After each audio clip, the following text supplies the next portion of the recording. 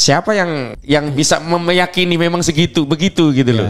Karena desain awalnya dia sudah sebut di 2022 2023 timbulnya sertifikat itu. Dan kalau konsisten kan harusnya semua dicabut gitu. Nah, itu yang kemudian kami baca ini ada desain penyelamatan kepentingan oligarki. Besok itu kami menunggu itikat baik dari saudara Aguan untuk datang langsung. Kenapa? Karena justru kami men-challenge pernyataan Aguan saat diwawancari Tempo. Kata Aguan, kalau ada masalah tolong bawa ke hukum. Nah ini sekarang kita bawa ke proses hukum.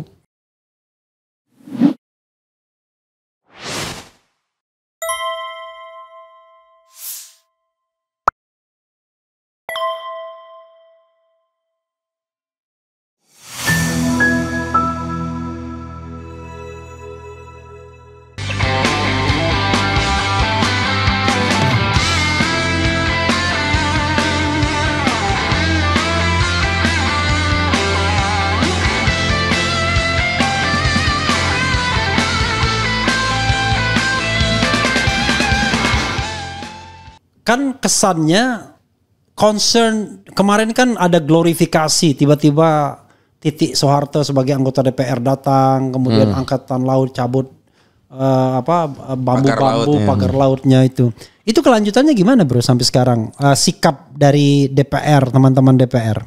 Terakhir kan juga dipanggil lagi Nusron Wahid. Yang follow up dari pemanggilan itu kan Nusron Wahid memberikan laporan pertama 50 SHGB dicabut. Sisanya mereka mengatakan masih akan minta fatwa dari Mahkamah Agung dengan dalih itu ada yang terbit di 2019 sehingga asas kontrarius actus itu tidak berlaku karena PP 18/2001 kan hanya mengatur kewenangan BPN untuk mencabut sendiri produk daripada besiking mereka itu kan kalau umurnya masih 5 tahun. Cuman ini kan gak konsisten. Gak konsisten kan dulu dia sudah sebut 2022 sampai 2023 itu sertifikat terbitnya. Kenapa sekarang ada yang 2019? Kan kita membaca siapa yang bisa meyakini memang segitu begitu gitu loh. Karena desain awalnya dia sudah sebut di 2022 2023 timbulnya sertifikat itu. Dan kalau konsisten kan harusnya semua dicabut gitu. Nah, itu yang kemudian kami baca ini ada desain penyelamatan kepentingan oligarki. Jadi tetap ada ya prestasi secuil permen lah yang dikasih ke masyarakat seolah-olah udah ada penindakan ya sama seperti tadi 8 diberi sanksi tegas ternyata dari pensiun. Jadi paling tidak yang dikasih permennya penindakan terhadap 8 itu yang 2 pensiun. Kemudian pencabutan 50 sertifikat dari 263 dan 17. Oke. Nah, yang hari ini tuh yang sebenarnya kita tunggu-tunggu tuh pidananya kan belum ada satupun yang ditangkap baik terkait sertifikat laut dan juga pagar laut. Padahal yang paling krusial kan dari semua pelanggaran tadi kan pidananya. BPN kan hanya mengambil sanksi administratif dan besiking dari produk hukum mereka. Saya lihat ya misalnya ada kesan bahwa kalau dulu setiap ada masalah ini polisi yang duluan. Bukan, maksudnya gini. Selalu ada yang namanya representasi dari istana dalam debat-debat di TV. Oh iya betul. Ini kayaknya dibiarkan absen ya dia, netral aja. Iya. Betul. Tidak ada komentar istana, tidak ada komentar Prabowo. Ya memang itu yang berulang kali saya unggah dengan narasi begini. Kita ini seperti yatim piatu kayak nggak punya orang tua, nggak ada negara hadir gitu loh. Dibiarkan bertarung sendiri gitu loh. Begitu kenyataannya di kesannya kan tidak ada ini kan. Saya juga menangkap begitu. Prabowo kelihatannya kalau untuk kasus apapun ya terserah. Kalau desakan masyarakat menguat ya dia biarkan polisi bertindak gitu. Tindak. Kalau enggak ya sudah dia juga tidak akan berinisiatif.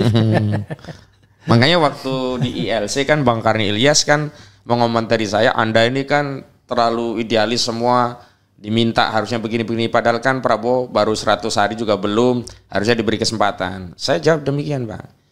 Loh, presiden ketika dia diambil sumpah jabatan sebagai presiden, maka secara konstitusional sejak dia diambil sumpah dia harus menjalankan konstitusi. Gak bisa dipilah dan pilih.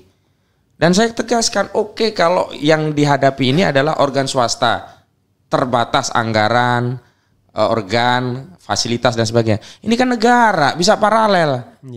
Administrasinya ya diambil oleh BPN, sudah keluar. pidananya kan bisa bareng-bareng jalan, nggak harus berurutan nunggu dulu ini satu selesai, nunggu yang satunya. Lagian dia juga sudah persiapan sebelum pelantikan 6 bulan sebelumnya. Iya begitu, masa nunggu lagi? Nanti setelah 100 hari nunggu lagi. Baru 6 bulan, baru 1 tahun. Tahun itu. Nanti sudah selesai 1 periode, baru 1 periode, belum periode kedua. Aduh.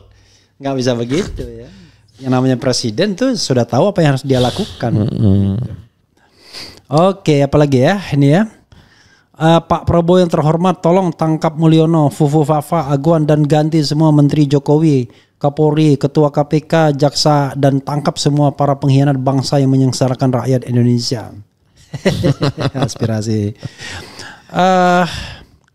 Refli Harun, mediasinya gimana? Mau damai atau tetap perang? Kalau damai permintaan dari penggugat apa? Oh iya, tadi Bang saya sounding. Tadi kan kita ditunda mediasi nanti tanggal 10, 1 minggu kan. Saya bilang begini, kalau konteks mediasi itu yang pertama, Aguan, Antoni Salim dan yang lainnya mengakui bahwa mereka telah melakukan perbuatan melawan hukum. Kedua, mereka juga siap mengganti rugi 616 triliun. Ketiga, mereka juga siap untuk segera menghentikan ya dari proyek PIK ini baik yang status PSN maupun di luar status PSN, maka ya kami akan mempertimbangkan itu. Gitu. Tapi kalau yang dimaksud damai itu kita disuruh ya udahlah damai aja lah. Nanti yang penting gimana ya nggak bisa lah. Karena begini gugatan itu kan ada berapa sih pengacaranya? Udahlah kita jamin semua. Ya misalnya begitu, cincai gitu. Enggak. Jadi damai dalam konteks perdata memang dimungkinkan, tapi asal syaratnya. Makanya besok kita harapkan Aguan datang sendiri, Antoni Salim datang sendiri, Jokowi datang sendiri. Kenapa? Karena dalam asas mediasi itu harus prinsipal langsung yang datang. Oke, ya biar bisa memutuskan. Bisa. Ya? Karena kalau yang memutuskan pengacara kan nggak punya duit 600 triliun. Kalau Aguan sama Antoni Salim, oh gampang itu segitu. Oh iya siap, gampang. Oke, besok bayar aja kan bisa aja begitu. Nah kalau yang mewakili ya lawyer nggak punya uang segitu. Lagi pula bukan kepentingan dia begitu. Makanya besok itu kami menunggu itikat baik dari saudara Aguan untuk datang langsung. Kenapa? Karena justru kami men-challenge pernyataan Aguan saat diwawancari Tempo. Kata Aguan, kalau ada masalah tolong bawa ke hukum. Nah ini sekarang kita bawa ke proses hukum. Iya. Jadi kita minta. Kemarin itu Bang kan gak hadir beberapa kali. Setelah kita persoalkan, akhirnya datang nyampe juga ke alamat. Sebelumnya nggak ditemukan alamat Aguan dan seterusnya. Setelah kita artinya apa? Publik membersamai kasus ini itu menjadi apa ya? Jadi alamat yang benernya akhirnya di mana? Akhirnya kami sounding juga alamat pribadinya. Tadinya kan kami cukup di alamat kantor Agung Sedayu kan orang tahu Aguan. Katanya nggak temukan. Akhirnya kami sounding, kami cari di akta perseroan PT Alam Pustaka Jaya itu ada pemegang sahamnya salah satunya Sugianto Kusuma, muncul alamat pribadi dia di Pluit. Nah itu kita kirim sekalian. Akhirnya datang juga dia. Yang datang siapa? Kuasa hukum tetap. Maksudnya kuasa hukum siapa? Ya grupnya Muana Salidit CS itu. Jadi ini memang satu paket. Aguan ya dia, kemudian Antoni Salim juga dia. Bukan kemudian Antoni Salim itu dianggap entitas terpisah, kemudian pengacaranya beda. Enggak, sama. Jadi kan mengkonfirmasi memang satu paket mereka begitu. Luar biasa ya. Memang kalau menjadi orang idealis ini resikonya tinggi, tapi profesional fee-nya pasti nggak ada. Jangan gitu lah Bang. Beda sama yang sana ya, resiko rendah, teman penegak hukum ya kan, cuan-cuan Justru kebalik Bang, resiko yang paling tinggi itu sekarang yang belain PIK. Di mana-mana komentarnya itu rusak itu di sosmed, coba baca aja lah. Gitu. Sedangkan kami nggak ada resiko. Bang, saya beberapa kali ketemu orang senyum. Pengacara yang pagar laut. Nah, kalau dulu kan saya dikira pengacara ijazah palsu ya. Sekarang saya ketemu orang, Mas, Bang, pengacara pagar laut ya. Seneng salaman. Nah, bedanya adalah pagar laut ini diangkat ke media-media mainstream. Iya. Kalau ijazah palsu dilokalisir gitu. Jadi tidak ada perdebatan soal ijazah palsu di ILJ misalnya. Gitu. Yang ada cuma di sini. Yang ada di sini doang gitu ya. Oke, apalagi nih? Coba kita lihat ini ya. Pengen tahu yang punya pagar laut siapa? Buang dulu Fufu Fafanya baru ketahuan yang punyanya. Apalah maksudnya. Kemarin ada berita itu yang mengatakan wah ini semua orang tahu pagar laut. Kan itu kan artis terkenal apa-apa. Itu saya angkat itu dari salah satu berita. Jerry itu memang warga desa. Ya, itu siapa itu?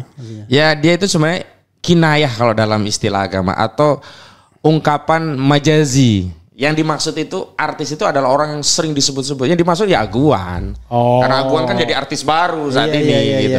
Oh, bukan ke artis-artis yang umum itu bukan. Gitu, maksudnya semua orang udah tahu dia Aguan. Sekarang kan kayak jadi artis Aguan itu gitu loh.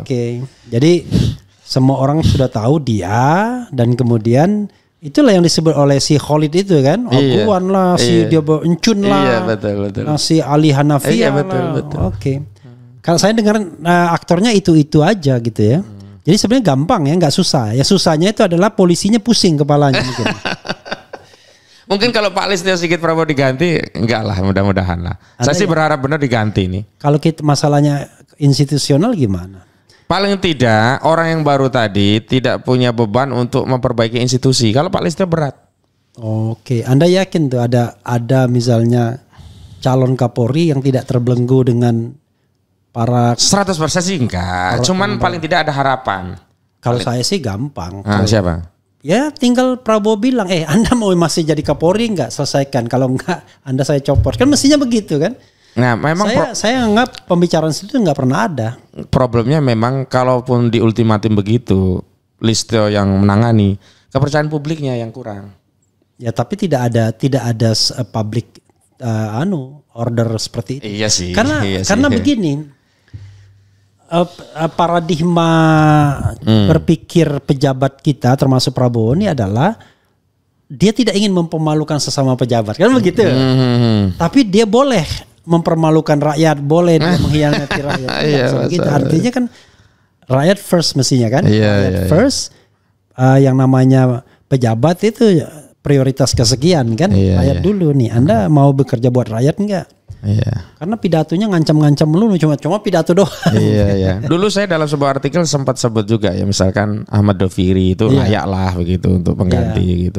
Baik secara jabatan, posisi, kesenioran dan macam-macam lah. Termasuk tidak ada catatan yang berkaitan dengan masyarakat konfrontatif gitu loh. Kalau yang lain-lain ya ada catatan lah kita. Cuman yang kembali lagi hak prerogatif seorang presiden.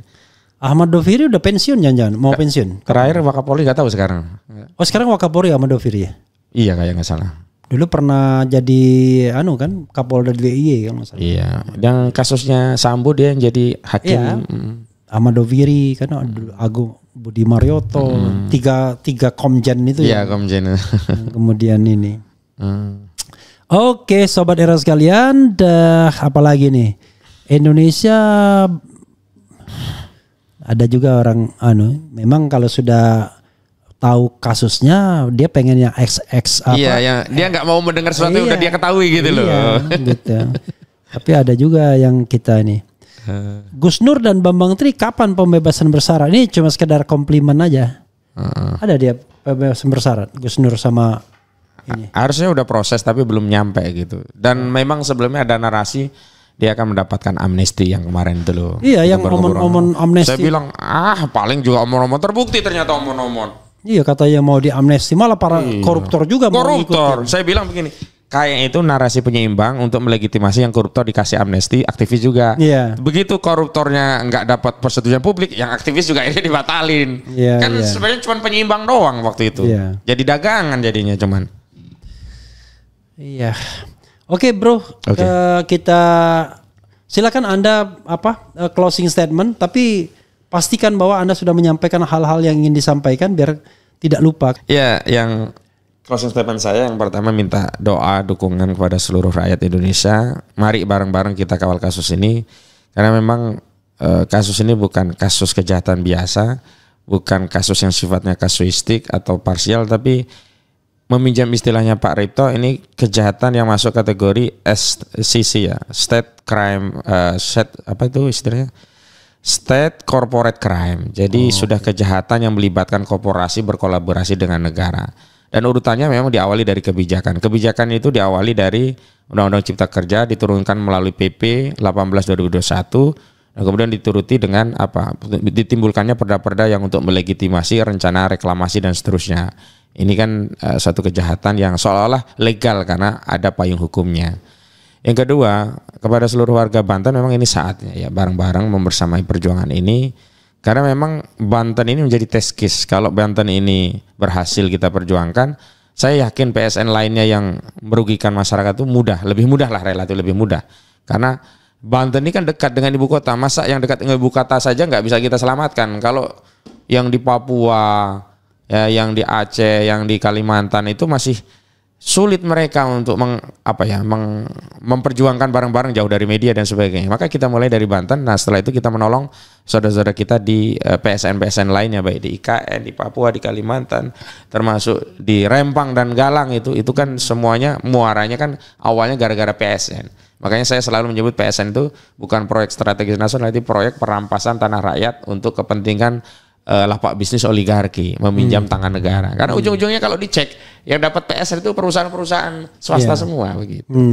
Dan selanjutnya tolong terus update ya, karena memang kami membangun narasi itu sesuai juga dengan apa yang dikeluarkan oleh pemerintah dan pihak-pihak yang berkepentingan gitu loh. Karena kita berusaha agar kasus ini lurus, begitu mulai belok dikit langsung kita luruskan lagi, belok lagi kita luruskan lagi.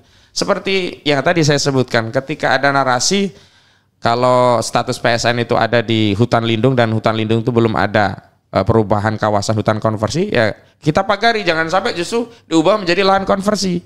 Kita batasi, jangan sampai ada rencana tata ruang dan RT RW-nya ya, rencana tata ruang dan wilayahnya menyesuaikan keinginan oligarki, keinginan Agung Sedayu. Yang benar adalah korporasi tunduk pada rencana tata ruang dan wilayah yang ditetapkan oleh pemerintah. Korporasi tunduk dengan apa yang sudah ditetapkan pemerintah bahwa itu kawasan hutan lindung. Jangan kemudian hutan lindung dibabat, dikonversi menjadi kepentingan oligarki. Dan yang terakhir, ini yang paling penting, kita harus saling membantu bersatu, karena lawan kita itu saya akui ini berat, besar, gajah gitu loh.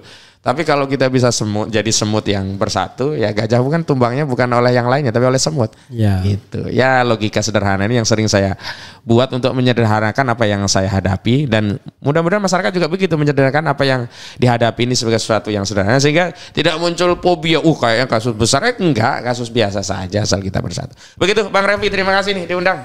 Oke, terakhir bro ya. Ini kan ada semacam sebuah skenario besar ya untuk menjadikan kawasan-kawasan PIK ini seperti, katanya kita mau bersaing seperti Singapura kan, kita mau seperti Singapura. Nah, tetapi banyak yang membantah, ya Singapura itu satu negara. Kalau satu negara begitu semua nggak ada masalah. Betul.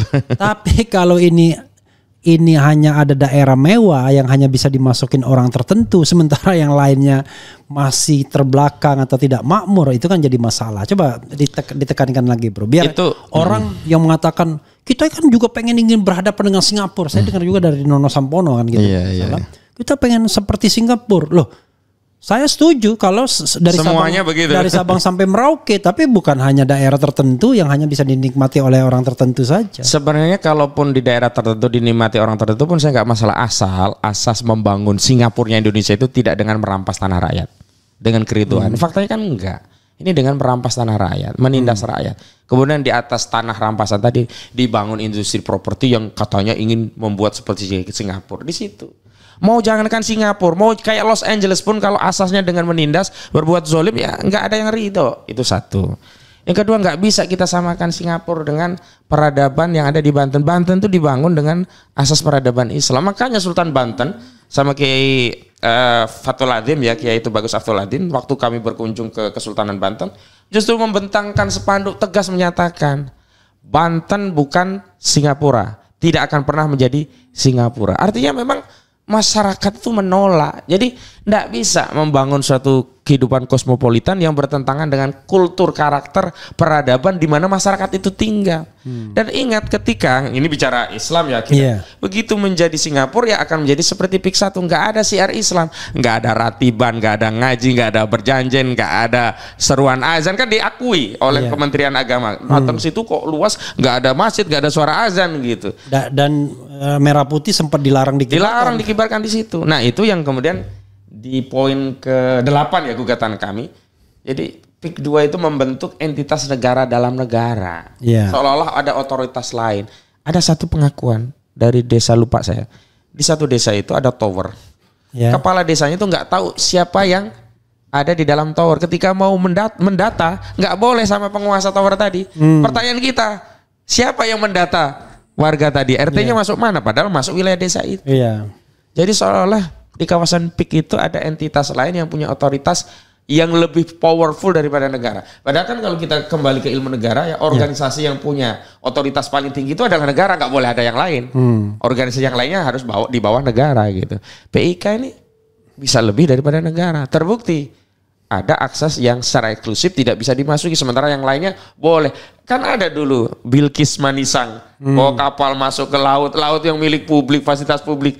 Jangan masuk kami, itu wilayah PIK ya. Iya, nggak boleh, kan akhirnya terusir. Nggak lama setelah itu kan dia dipecat dari TV One kalau nggak salah. Iya. Itu, ini nggak bisa seperti ini. Jadi begini loh, jangan membangun narasi yang tidak sesuai dengan akar, karakter dan budaya bangsa kita. Yang jelas karakter budaya orang Banten itu Islam. Maka kalau mau membangun kayak Singapura, karakter Singapura itu apa? Sekuler, hedonis, ya, materialistis. Kan kayak gitu nggak sesuai dengan karakter orang Banten. Gitu. Beredar pula kan, joget-joget, ya, hiruk pikuk di PIK 2 sambil minum-minum. Kan nggak seperti itu. Masa kita mau membangun Banten yang Islami menjadi seperti itu? Marahlah ulama-ulama Banten. Kan kalau presidennya juga suka joget-joget tuh. Oke gas. Ada hal yang menarik yang disampaikan oleh Kiai Embai.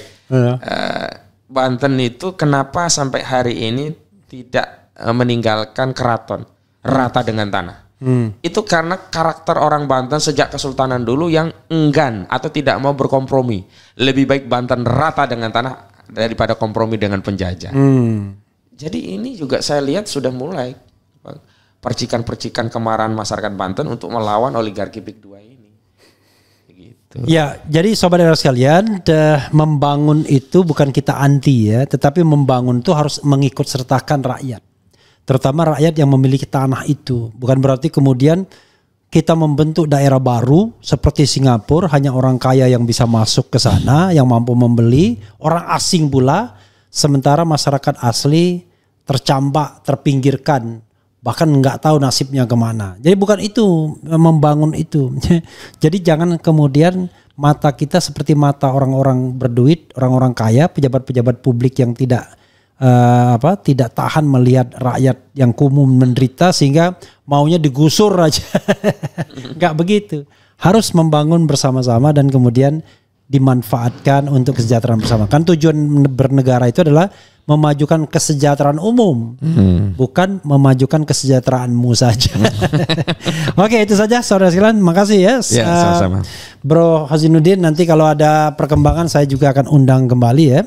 Termasuk juga pihak-pihak yang barangkali perlu diundang untuk update di era channel ini ya. Iya betul. Kalau perlu dari PIK 2 sama saya hadir di sini. Boleh. Saya undang. Tapi begini bro ya. Ini nggak apa-apa kita panjang-panjangin, namanya punya sendiri juga nggak ada masalah ya. Saya itu agak resisten mengundang orang yang jelas-jelas berkhianat pada. Oh iya sih. Nggak nyaman kita ya. Iya, berkhianat kepada walaupun in the name of keseimbangan ya. Kecuali dia protes. Oh iya. Kalau dia protes silahkan. Kami datang juga, sini. Ya, kami juga dikasih kesempatan. Oke. Tapi kalau misalnya sengaja ngundang enggak ya. Iya. Apalagi orang-orang yang setiap dalam kekalutan masih ada tangan.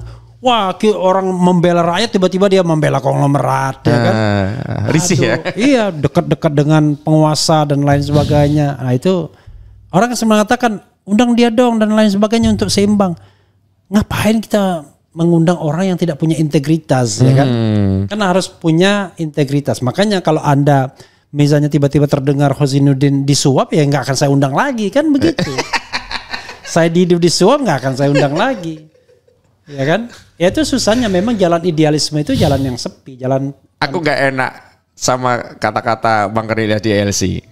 Sebagian orang memilih untuk berdusta agar kaya dan sedikit sekali yang memilih jujur tapi akan miskin gitu. Aduh, ini pilihan yang gak enak nih Bang. Harusnya jujur tetap kaya, bisa bilang begitu. Ketawa dia. Iya, tapi kalau Anda profesinya sebagai lawyer ya agak berat juga kan. Kalau kita tiba-tiba on the right track gitu kan, kita pilih-pilih kasus kan, dan biasanya makin kasus itu idealis makin gak ada uangnya. Ya, tapi pahala dari Allah Subhanahu wa taala insya Allah mengalir. Itu namanya menakar rezeki dari Allah, Pak. Iya. Jangan begitu, karena rezeki itu ada yang maha memberi gitu. Ya, Tenang saja. Tapi kita tahu bahwa jangankan orang baik, orang paling dajjal sekalipun masih dikasih rezeki. Nah, iya, makanya tinggal kita mau ngambil yang mana gitu. Ya, halal apa yang haram gitu doang. Itu aja ya. Itu saja saudara sekalian ya. Jangan berputus asa dari rahmat Allah ya kan. Kemudian narasinya mulai ustadz ini, saya menyimak lah. Jangan berburuk sangka kepada yang maha kuasa ya kan. Iya. Memang kebenaran itu selalu datang belakangan biasanya.